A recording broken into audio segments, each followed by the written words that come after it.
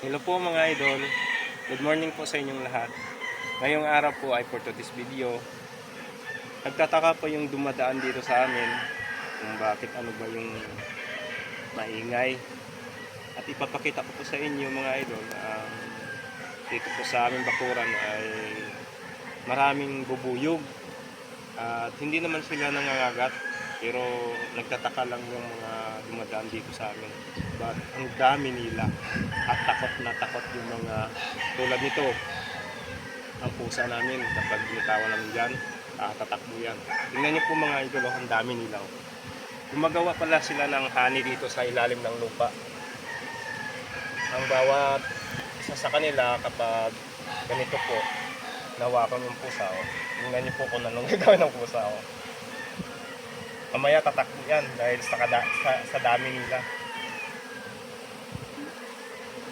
Tatakot po yung mga tao dito sa amin dahil sa sobrang dami nila. Tatakbo na lang.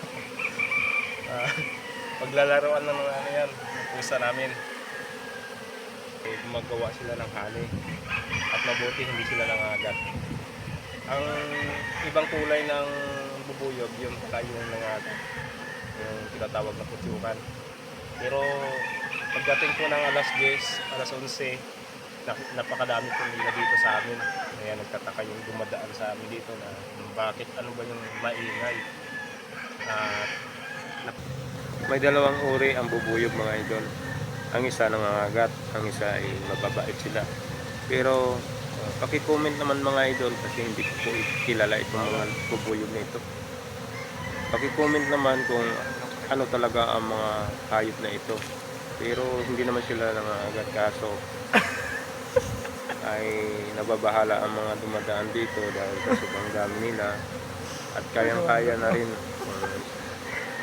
Halimbawa lang, kayang-kaya nilang kumagat ng tao kasi sobrang dami nila. Kaya para makaiwas po tayo, paki-comment naman mga idol kung sila ba ay kapag nasaktan ng mga tao o sila ba ay magaganti ba sila. Dahil kapag nangagat ng mga idol, sigurado isang tao kulang sa kanila dahil sa sobrang dami. 3 month ng August mga idol ay napakarami ng bubuyog dito sa amin.